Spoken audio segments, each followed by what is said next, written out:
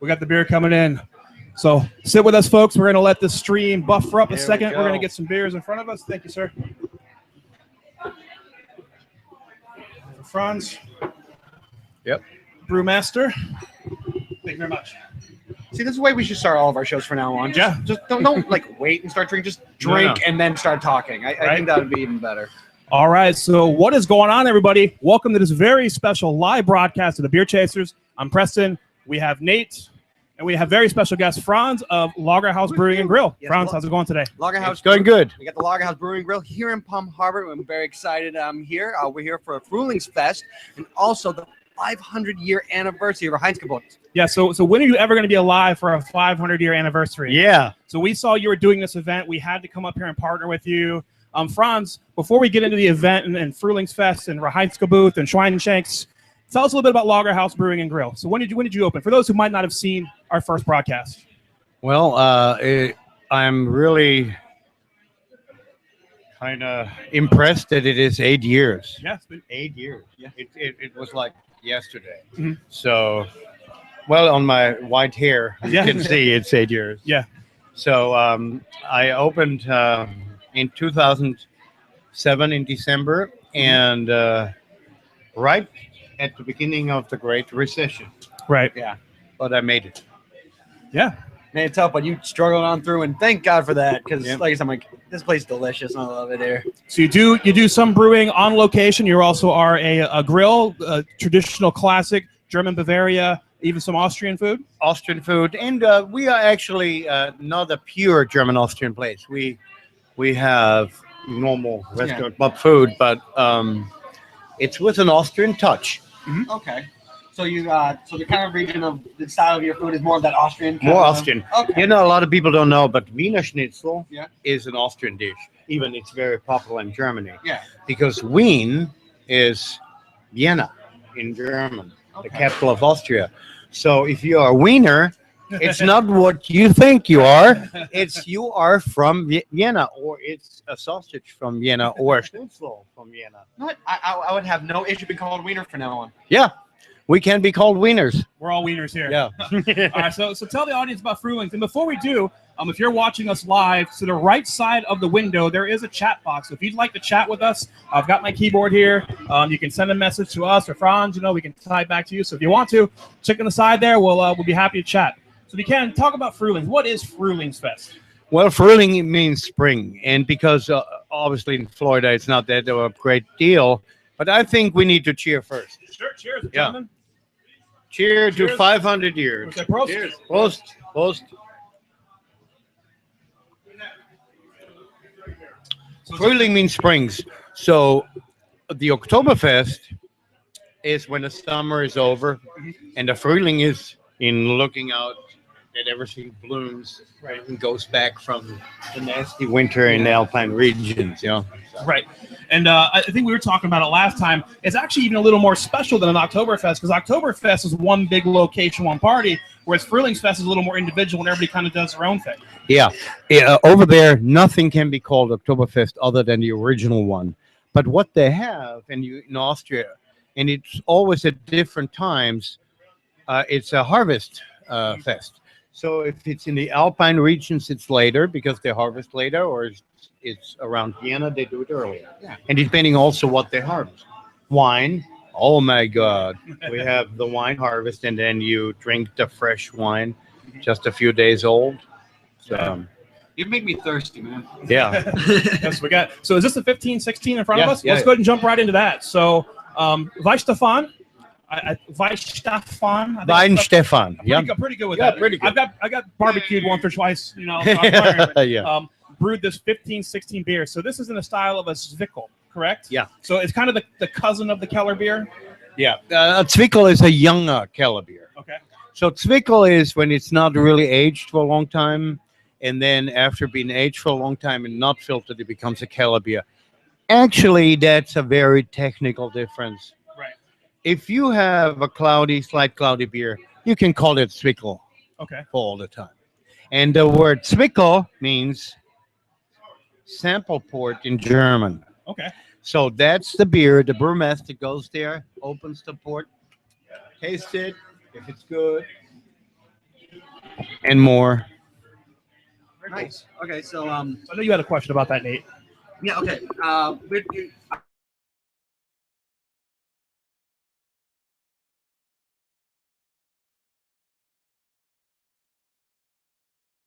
Similar. So what is the difference between The difference, Marzen and the Marzen is the beer, and actually Marzen and Oktoberfest, there's very little difference. Yeah. The Marzen is the beer which is brewed in March, März in German, because when they in old times brewed, they could only brew as long as they had ice in their cellars. Yeah. They cut the ice from the ponds in the wintertime.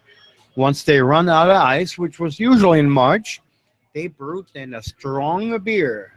So it's going to be ready in October, Okay. and that's the Oktoberfest beer.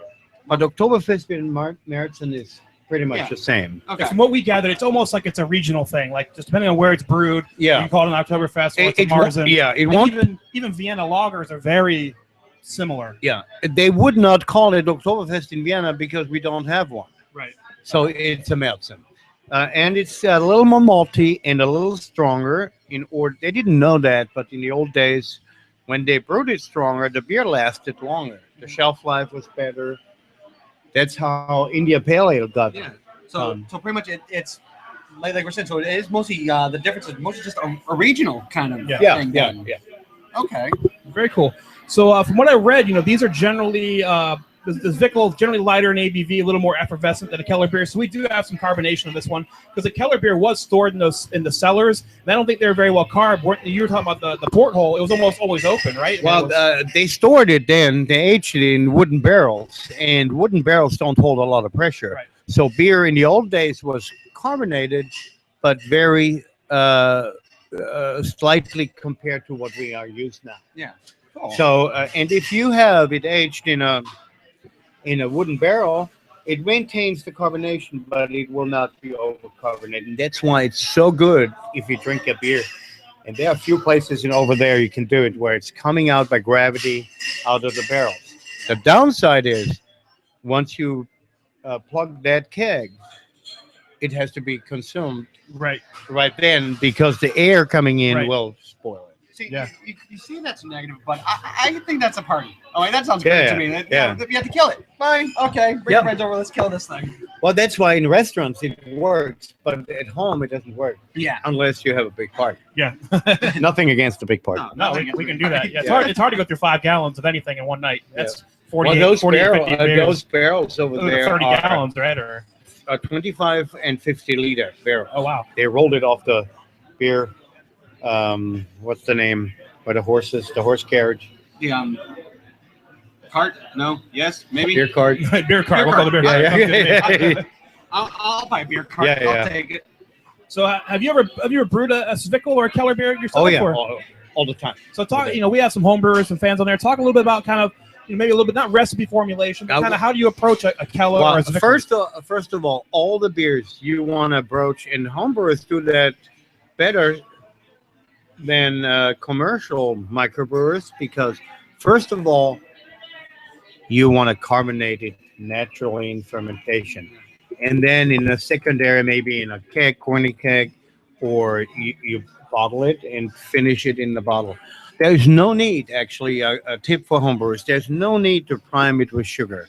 That's actually a bad thing, came about because it's a shortcut, because you can fill the bottle when the fermentation is not totally over. Mm-hmm.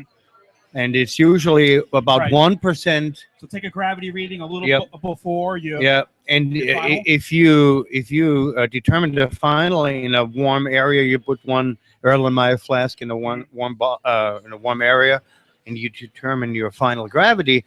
Then a percent above that, you bottle it and cap it, and it will naturally carbonate. And it's a lot of people don't think it makes a difference, but scary. But it is.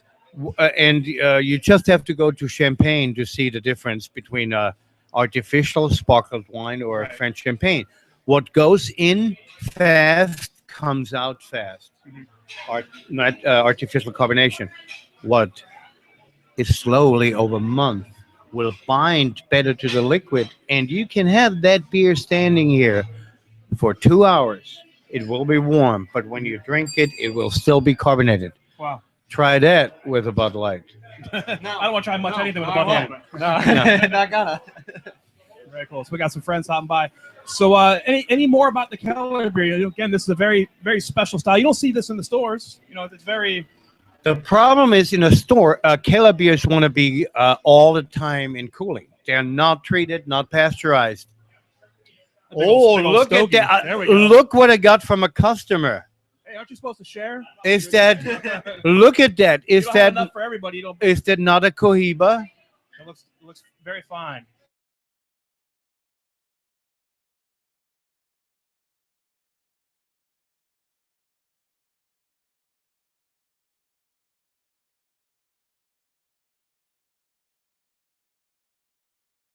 Anything. It says Dominican here. Dominican, yes, Dominican.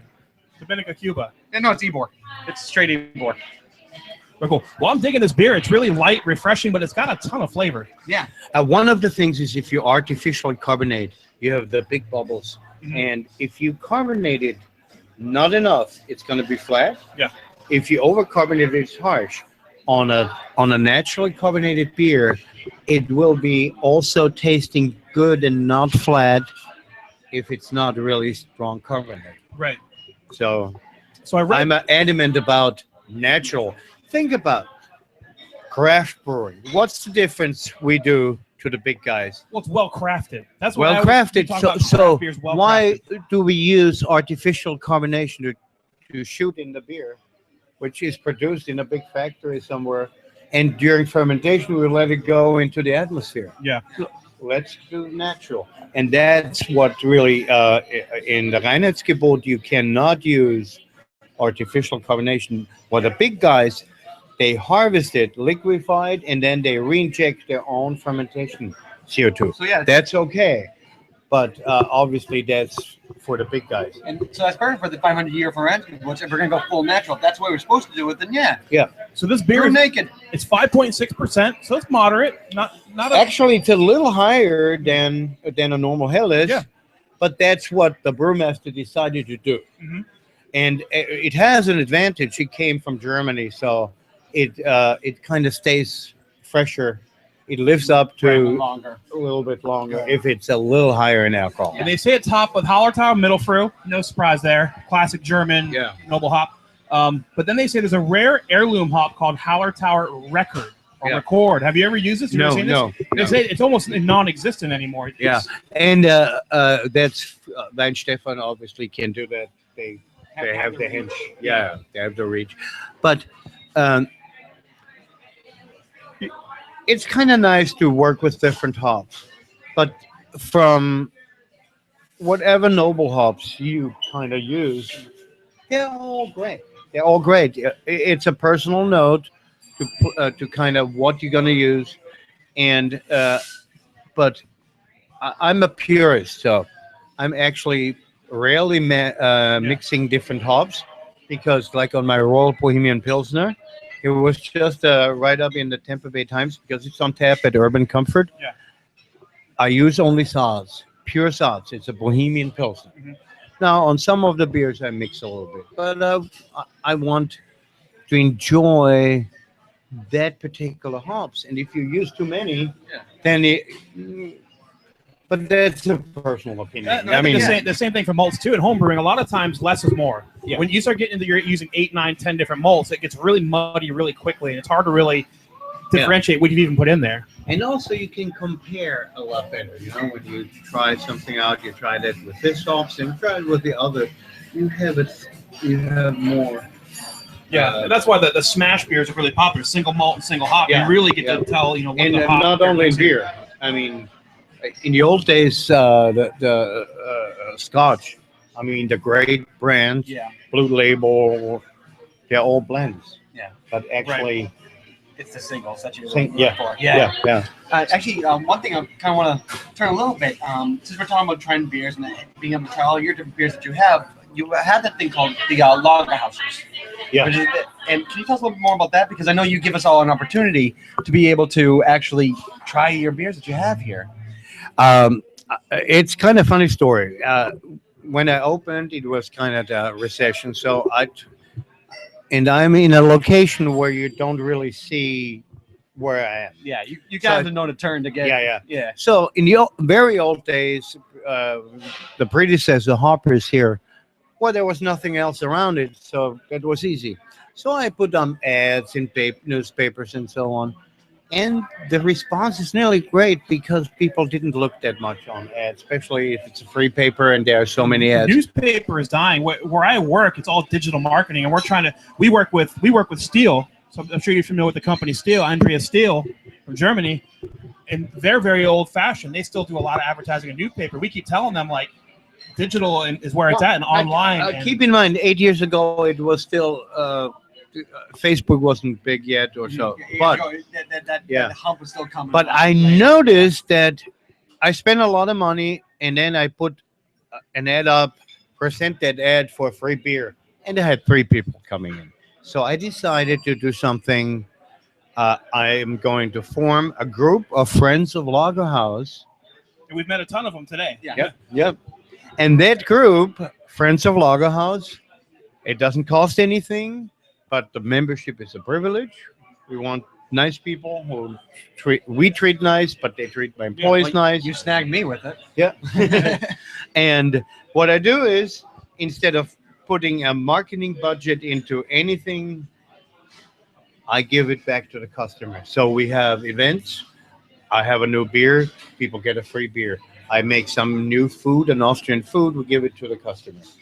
And I usually do that on a Thursday. And that formed a group now of over 2,000 Lagerhouses. Woo, man! So you gotta get up here early. Well, the problem on it is if you start with a few. Yeah.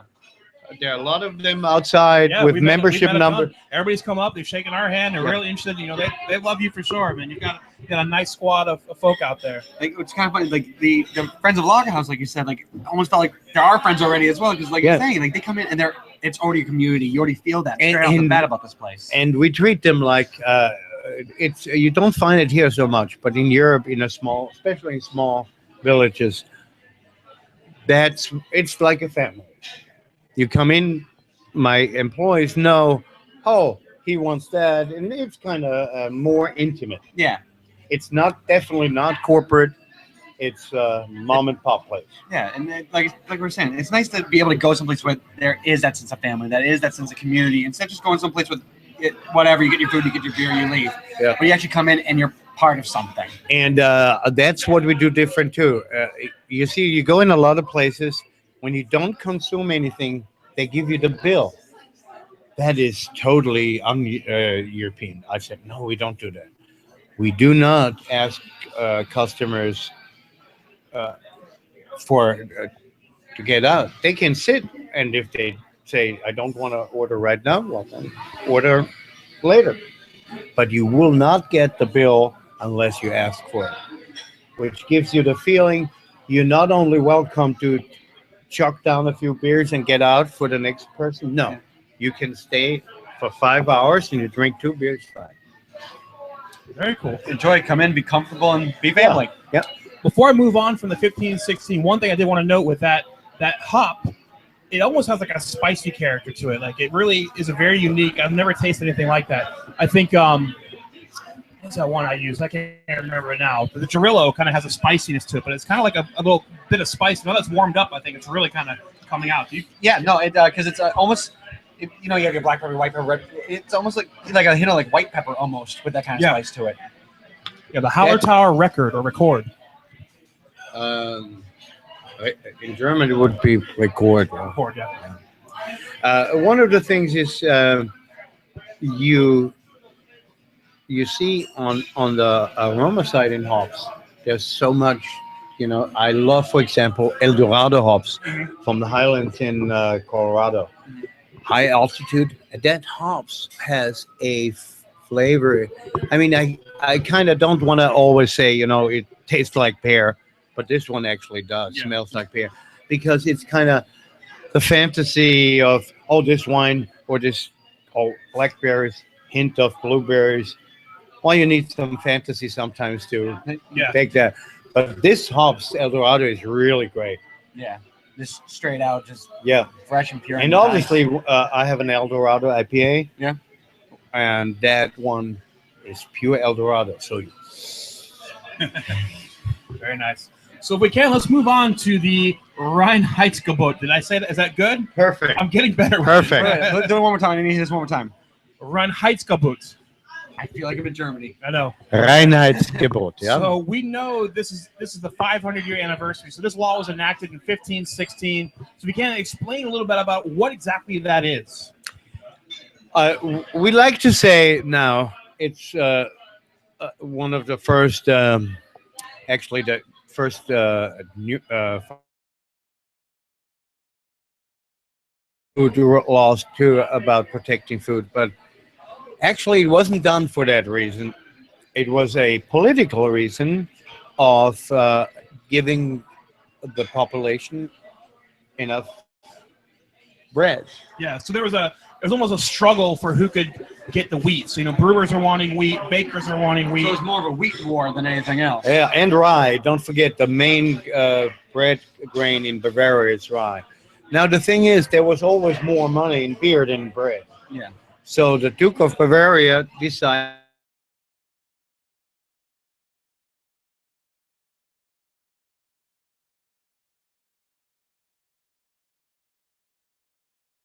basically agreed that you can't use anything else than barley, water, and hops for beer. The reason to use only hops is not that kind of important. Yeah. Because they're used in the old times a lot of different herbs. Yeah. The main reason is Hops to are almost relatively not new, but like it wasn't like That wasn't big mainstream beer. beer. Yeah. it was mainly the reason they found out if they use that, it's more protected against going bad. Because they didn't know that hops is bacteriostatic. So but hops then- wasn't just a flavor inducer; it was a preservative. No, more preservative because in the old days people want sweet. They didn't want anything bitter. Okay. So that was an acquired taste then. But on the malt side, the barley was perfect for brewing beer. But Europeans, the privilege, and so the Duke decreed that, but his own brewery was allowed to have the exception Oh, of course. and brew a Hefeweizen because strictly wheat in Hefeweizen is not part of the Reinheitsgebot.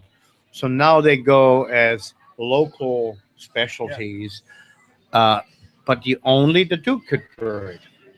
And then the Duke had something, the rye. And I made a few years ago a Royal Privilege rye. And it's like based on the Hefeweizen. You could not even buy that in the old days. You had to be invited to the royal court in Munich to drink that. Mhm. So those times are over. We can break the Reinheitsgebot. So I have that snippet. I want to read this if I can because this is from Wikipedia, so I don't know how well translated it is. But literally what it says for the Reinheitsgebot. So the text of 1516.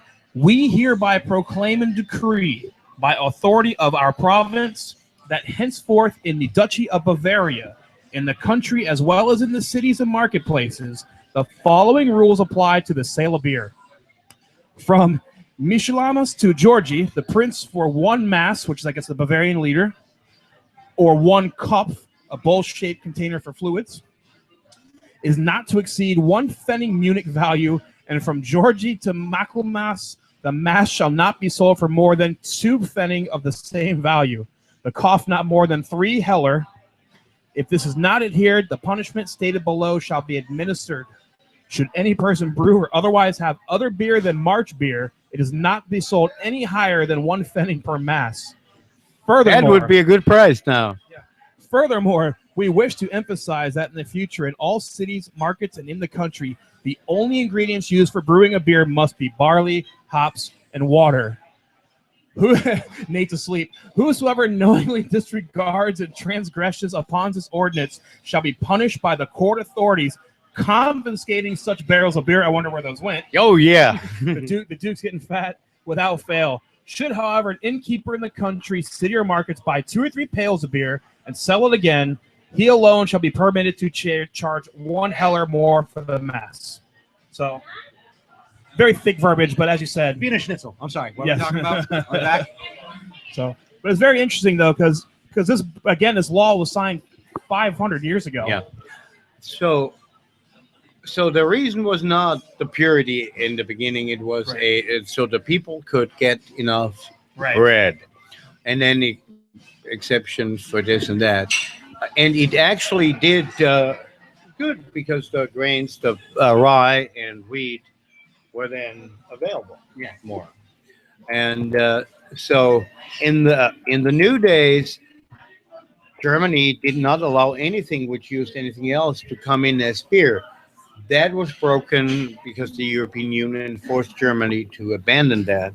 But all the breweries declared to obey by the Reinheitsgebot voluntarily. And that's what I read too, is like this was really a Bavarian thing. And it wasn't even until like 1906 where like it was really understood that all of Germany would follow this. Slowly but surely kind of made its way out. Keep in mind that till 1870, Austria kind of dominated Germany. First in the Holy Roman Empire of German nations, and then in the German Bund. Only when Austria lost the battle in 1867 against the Prussians in Königsgrätz, then Germany was formed. Before, there was no Germany. So only in 1870, they kind of forced or coaxed Bavaria to be not part of Austria, but Germany, and they gave them, they could keep their own army, they could keep this and this. So before that, it was pure Bavaria. And then, like you said, it spread out. It spread out because it made sense. I brew my beer in the spirit of the Reinheitsgebot. That means I came out with a Kumquat Hefeweizen. Well, that wouldn't be purity law. Right. Anyway. That sounds delicious, so. Yeah. but the spirit gives you, don't use any chemicals, don't make shortcuts, don't artificially carbonate your beer. And so using real fruit is still in the spirit. Now, if you put blueberry flavors, like you get some blueberry beer. So pretty much no extract, as long as you no extract, no and adjuncts, no adjuncts. rice, you're not using corn. No, and no adjuncts and no flavors. I mean, you can put a little bottle of blueberry essence into it, which is terrible, by the way. I've tried it. And we've talked in the past how some beers that could be really good, all of a sudden, by the use of some extract, has destroyed a beer. Yeah, so, that's true. Yeah. So, this law, again, I'm not the expert here. I'm reading off my cheat sheet, but, this law remained pretty much consistent all the way to like 1987, which I think you talked about, where the European Union. Yeah, the European Union said this was a protectionist act. So they basically only applied it to beer brewed inside Germany, not beer that was imported in. Because before, if let's say you wanted to import Heineken, you couldn't call it beer. They could import it as alcoholic malt beverage or something, but not as what we beer. call malt liquor. In some states, you can't have beer that's over a certain percentage, so they call it malt liquor. Yeah, some states, even though it's malted, barley. You guys are ahead of me. I have a bad issue with that. We've been thirsty. We need to. I would love to try I would love to try the sour brown. Yeah, I know this is one of Franz's specialties. If you could get 3 sour browns for us, Nate's gone. So 1987, there was that change. In 1993, they expanded on it by stipulating that water, barley, hops, and yeast. So I don't even think we talked about yeast before, that yeast was even required. Yeast was required, but nobody knew that the yeast is actually the culprit to make it happen. At that time, it was wild yeast, which was in the area, and it started fermenting. Nobody knew it was maybe the beer gods. I think Dogfish did something from Egypt where they found that, that they had that bowl of water with the bread in it, and sometimes they would drink it, and sometimes they'd feel good, and sometimes they wouldn't. They had to spit in. Yeah. Because only the saliva has enzymes. What conversation did I just sit in on? Yeah. Only saliva changed starch into fermentable sugar. So I thought we were still sticking with the whole stay natural, spit in your beer. You have everybody, your grandma, grandpa, Whole family spitting. Yep. So in 1993, they also allowed stabilization like fining agents as well. So Yeah, but and that's not really natural at all. I mean, but they would only. That's again that the influence of the big guys. and that's what I was gonna say, because that's a problem with Budweiser, Miller, is that in America they've been advertising for so long that this is America's beer, this Bud's for you, and that's what you think a beer should be, is very, very clear. Oh, here comes Eric. Ooh, here we go. Eric, come You're my and best friend today. yeah. The bringer of the beer.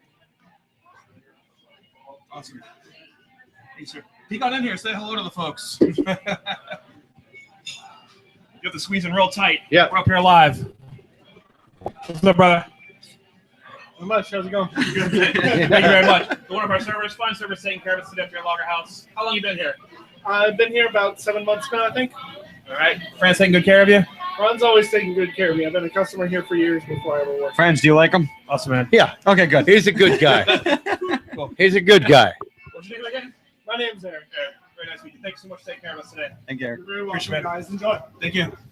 So 1993 they allowed the fining, and that's because of the big guys. That's what people think a beer should look like, and it's kind of trickled down.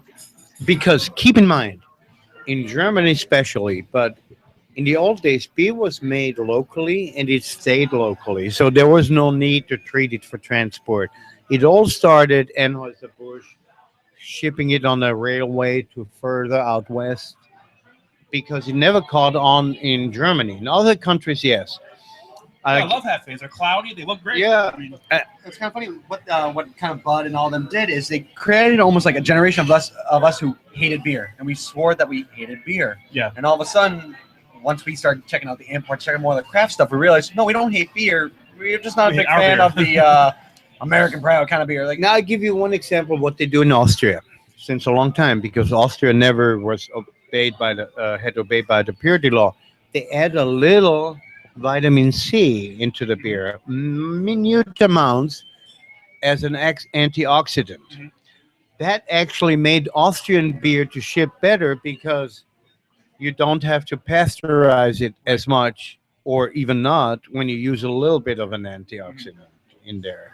all I'm hearing there is that's a healthy beer, and that's making me excited. Yeah. I like this. Right. But it's not allowed in the German purity law. So, and then in 2005, I think something you also alluded to, they allowed the sale of beer with different ingredients as long as you didn't call it beer. So even that was okay after a while. So But I mean, this is in 2005, 490 years after this thing's been, But the great thing about the purity law still is that it people paid attention that it is something what they do, which some others don't do. Mhm. Because you drink a beer and you have no clue what chemicals in there. I tell you one story. I worked in Paraguay for a while in the 90s. I started a brewery there, and we use cleaners and then sanitizers, and they're expensive sanitizers. They are non-rinsing sanitizers because they break down in vinegar and water, but they're expensive. Because if you use a chemical sanitizer which doesn't do that, you have to rinse it out, but then you bring in germs. The Paraguayan breweries, they just used the chemical sanitizer, and it ended up in the beer. Oh. So That's a very technical you term. have to know. Like now we are more, local food. People buy now food where you don't inject the pig with hormones and antibiotics, or feed it antibiotics. You're not feeding a bunch of corn like Yeah. a cow. So we're now finally more back to the roots. Let's drink less or eat less, but eat better. Quality, yeah. Yeah. Don't eat the crappy McDonald's food every day. It's cheap, but it's cheap for a So reason. It's not now in quality. front of us, so we Yes, need to try please. that. Yes, sir. So in front of us is Madame Pompadour. Mhm.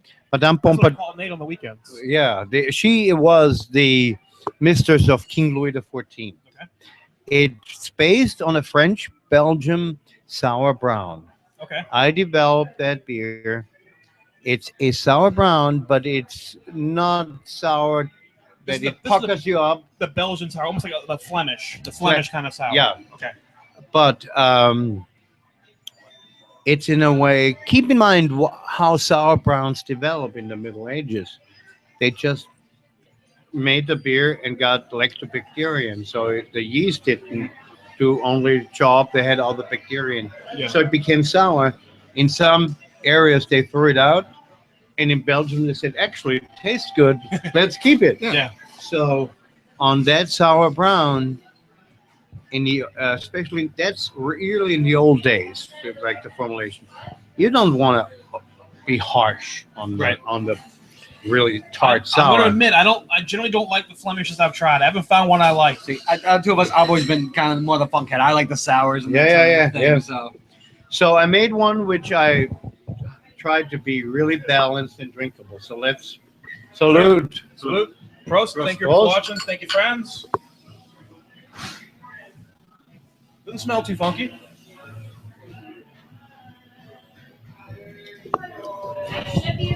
That is outstanding. That is so good, friends. warms the spine. You know? I read something here. Mr. Darling, no, That's the wife. The wife's on the chat with us. there, Ah, so she says hi, somebody- wife. She says looks yummy. Cheers. So cheers back at home. I'm sure Wild Man's watching. It is Hello, yummy. Dexter. But this is great. It almost reminds me of that saison kind of sour, where it's not like Yep. overpowering. Like, oh, so good. Yeah, you don't have the eyes squinting and like the shake off. It just. I have to admit, Enjoy. I like extreme sours too. Oh yeah. But We'll do a separate taste, just two yeah, of us. We'll do yeah, extreme. yeah. The sour chasers. Sarah says hello, Franz. Oh, hello, Sarah. But no, this is really great. It's balanced with some malt, but you got a little bit of that sour behind it. Man, this is fantastic. So when I was younger, I had a beer mentor. He opened the first brew pub in Austria. He didn't teach me anything about brewing, but he taught me, and I don't forget his words. He said, brew a beer, whatever you make, brew a beer where the customer orders a second. And that happens if your beer is balanced. Yeah. If you have an extreme beer, fine, and sometimes it's nice to have that, but you won't drink You'll much sell of. one of them. Yeah. But you drink it, you say, I want another one. And that you achieve by balancing the flavors. And So you it's do. not too sour, You it's do not very too well. sweet. You have Actually, it's that sweetness that Yeah. is really kind of cool because like when you have the sour, you're used to kind of the sour notes and like, but this one it has a very full sweetness that falls. So as soon as you get shocked by that sour, Yeah. you immediately get comforted by that sweetness. That's what I was gonna say. Like most of the time, you get shocked with the sour, and you might be able to find the sweetness. But this one actually, the sour comes and the sweetness rescues it, rather than the other way around, Yeah. where you get sweet. it's and then also It's like you get smacked and hugged Yeah. at the same Yeah. time. it helps that it is over 8%. So it's kind of Yes, that stabilizes does. that. That does help. It always helps. So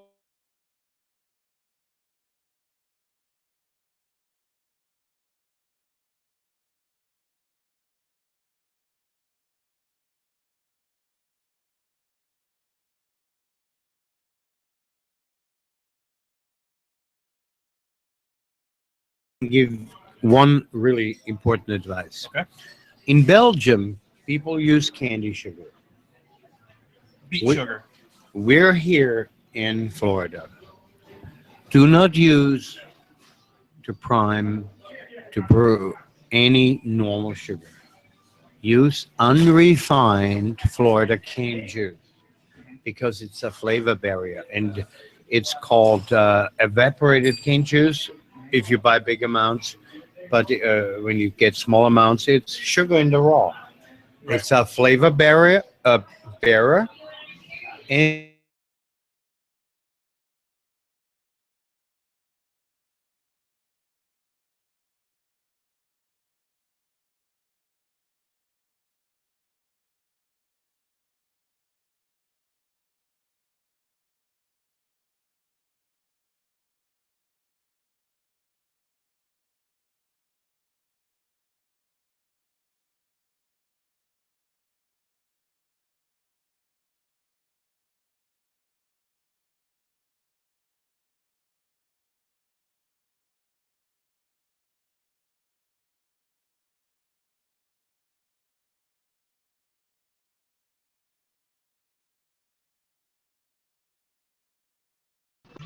I think you should go and use good ingredients, especially when you brew at home 5 gallons. It's not you don't have to look out for cost. Yeah. So we talked a little bit about when we visited a couple weeks ago on our last episode. But for those who might not have checked it out, I mean, you've got a great family history in brewing. You're not the first brewer in the family, and this isn't your first attempt at it. Can you explain kind of where your family history and roots are, kind of what you've gotten into? I don't know if we can see that. I'll put it up. See if we get a little closer. You talk. I hold. So in 1554, we were knighted by the Holy Roman Emperor for financing his war against the Protestants. So don't hold that against me. And we were traders, my family were, in wine and beer. So basically, we distributed it from the brewery to not far to the close by restaurants and wine. And then in 1640, we opened our own brewery in Tabor, which is Moravia, the Kingdom of Moravia, right on the border of the Kingdom of Bohemia, which now is the Czech Republic. So in 1912, my ancestors sold that and moved to Vienna. Luckily, just before the war, otherwise they might have lost a lot. So I'm actually the one who revived the family tradition. Okay. But we were brewers from 1640 to 1912, and then here comes Franz, and I have one recipe I do once in a while. And that's passed down. Passed down, but Wow. it's recreated. I had to recreate it because the original recipe, you can't get those malts, you can't that. Right. So I kind of. Once you can get there, be able to get there. Yeah. It's called Helms Dunkler Bock because my family was called Helm von Warloff. Warloff means eagle in Polish. At least that's what they told me. I believe it. So very cool. So, you've been brewing now a long time, and I mean, you even got some pretty good gold medal winning beers. You have one that plays gold at the Great American Beer Fest that beat out Sam Adams. Yep, they won that 7 years in a row, that category. And then the most funny thing is, the owner of Boston Beer Company, Jim Cook, gave an interview the night before in Denver, Colorado, and he said, "It's great how the beer revolution, how it takes over, and it's gonna conquer most of America. Except, I think," he said, "the only state that will not catch on easily will be Florida." We are a difficult state. Yeah, and the next day, I put him on the silver spot. Yeah. That was kind of. We made a T-shirt afterwards. It says, "Sorry, Sammy." Nice. Yeah. And that was for the Bohemian Pilsner. Yeah, a Bohemian Pilsner, which is a difficult category. Yeah. Well, as a home brewer, I haven't really done a lot of those lighter styles but they're difficult because you can't hide behind anything. It's very pure, very clean. An IPA you can hide behind some hops, and dark beers you can hide behind the fact that it's dark. But those Helles lagers, Helles is the most tricky one because it has so little hops. The Bohemian Pilsner is quite some. I have some hoppiness, so that's okay on that part. But you see, one of the things in doing a lager correctly is don't crash the beer. Crash cooling. no cold crashing. Do a curve. Right. You don't want to shock the yeast. No. Yeah. And then you need to hold a rest at 7 degrees Celsius Mhm. to get rid of diacetyl. Right. And so what happens is the yeast produces it first, Yeah. and if you crash And cool that gives it like a buttered popcorn flavor. and if you crash it, that stays in the beer. But if you give the yeast some time, when there's not enough sugar, they're gonna eat that up again. So I brought my Doppelbock here to share with you. It's young.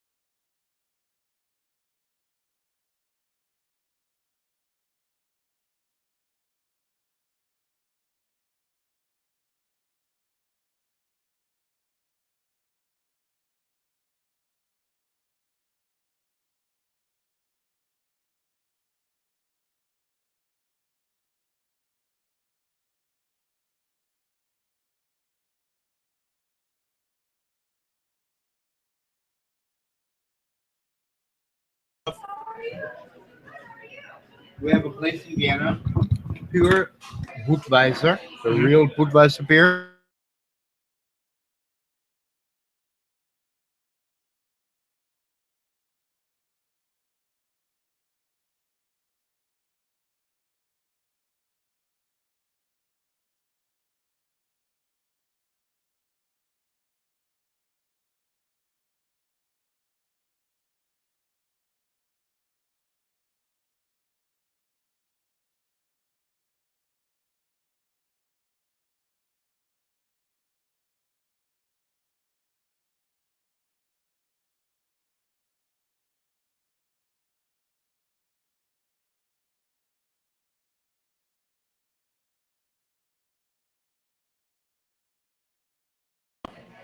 I'm very excited to watch us eat because then you got to come in here and try. Oh, yay! It's back for Gull too. Yay! All right, the sound is back, so I'm glad we continued. I'm hoping in the replay that sound will be there. But we'll go over it real quick. What we have here is the Schweinshaxe. This is the garlic, caraway seed, brined pork shank. Amazing. That has been rotisseried. This is amazing. So please, folks, if you're watching us, come out here and try this. Come support Franz and his awesome local business. Support local. Support great craft. Awesome stuff. As you said, everything is like pure, natural, delicious, and from the food to the beer, everything's exactly the way it's supposed to be. Pure Just straight quality. out awesome. Great. So I hate to interrupt you while you're eating. I want you to taste this beer, and I think we'll wrap it up. We'll enjoy ourselves for the rest of the day. I know I've taken you away from your event for an hour already, so let me get you here. Yep. I got room for it. So what we have right here is my Doppelbock. So I brewed this in January. Yep. So it did primary for a month, it did secondary for a month, and now it's been in the bottle for about a month. So Smells wonderful. So cheers, guys. Prost. Oh, we have been drinking. we have been drinking. Give me your very honest feedback. I would love wonderful. It has that plumminess, Smells wonderful. which is Plumminess. part of the Austrian Southern German Doppelbock. Would you hope in the Austrian double bock?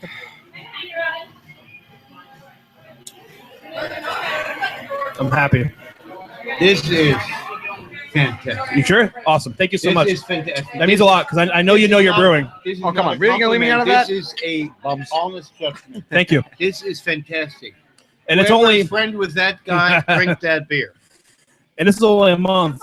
And I really wasn't going to drink it until October. I'm saving this for. Totally clean. It has that, that plum sweetness. That plum sweetness you need to have. Yeah. I was worried because that plumminess was very strong coming out of the fermenter. I was like, oh God, what is that? It almost kind of had a vinegary kind of taste. I thought maybe it was bad, but it's mellowed over the month. So No, that's perfect, and it will mellow out. yeah, So, I mean, we really should be drinking this till about October. It really should sit for about 6 months. yeah, but I love young beer. Yeah. Well, as a brewer, I want to try it in a month. Yeah, So next time I see you, I did a pecan version of this also. I did pecan and vanilla beans. So I have very few of those. I wanted to save those. So the next time I see you, that one is going to age for sure. But I want to bring that one back to you. I really appreciate it. That's a huge compliment if you enjoy it. Yep. And you know how it is. I appreciate honest feedback as a brewer. If I'm giving people bad beer, I want to know about it. You know? see, in America, that's harder to do because I'll give you an example. If you go to in America, people taste their beer and say if they don't like it, num num num num. Oh, it's good. Interesting. Interesting, is yeah. the word. Yeah. I've used that word a lot in our episodes. If you go to Austria, people would be more straightforward, but still nice to say, yeah, well, it's not my style, or so. Right. If you go to Germany, they would say, yuck. I like it. Yes. I won't get better unless you tell me that it's bad. You know. But this is great. Thank you. Thank you very much. Yeah. I appreciate that. Thank you. Awesome. Friends, thank you so much for your time. Thank you for inviting us. Great staff, great people, great food, great beer. Just great. Great all around. In closing, is there anything you'd like to tell the Beer Chaser audience other than please get your butts down here? If you're in the area, you're in Pinellas County, hell, if you're in Tampa, get out here. The only thing I want to say is if you are in St. Pete, you can taste all my beers at Urban Comfort Brewery and You're brewing restaurant. up there now. Yeah, that's I'm supervising. I'm running the brewery basically. Nice. So I have a lot of my beers there. The Royal Bohemian Pilsner, a Honey Hefeweizenbock. So try it out. It's right on Central Avenue. We might have to go to Central Avenue now. Yep. We definitely got another visit planned. Nate, in closing, what you got? All right. Honestly, all I gotta say is, please follow Franz. Come in, become a Lagerhaus, become part of the family, become part of the community, and you know what? Stick around with us, the Beer Chasers. Follow us around. See what else we wind up with. You know? Yeah, I'd like to do a lot more. I love these live broadcasts. I love showcasing great local businesses, whether it's a bar, a brewery, a pub, whatever it is. Anywhere it's got great beer, great people. I want to be a part of that. I want to help share that to you guys. And you're not just gonna find good beer. You're gonna find awesome people and stupidly fantastic food. Yeah. I mean, you watch our show, we're pretty picky with beer, sometimes overly picky. I think, some of these beers that get 10 out of 10s, we're saying, that's a 6, that's a 7, You know me, I have very strange ratings sometimes, and yeah, but no, everything here is solid, honest. Awesome. Well, Franz, again, thank you so much. Thank you to the entire staff here. Thank you for having me. Yeah, no problem at all, man. Thank you for having us. I'd love to come back out. Maybe we do something at Oktoberfest. Maybe we do Frühlingsfest again next year. I try to do one of these live broadcasts about once a year. It's just fun. It's a little bit of a headache. I've got my Ethernet cable stringed up. Oh, yeah, I see it. Here. Yeah. I got to interrupt your staff a little bit. And That's fine. Everyone's been very, very cooperative and very awesome with us and everything. So thank you. Well, I can't wait to get out there and mingle. So I think we're going to wrap this up. Right. I'm Preston, Nate, Franz. We are the Beer Chasers. Thank you for watching. We'll see you later. Super.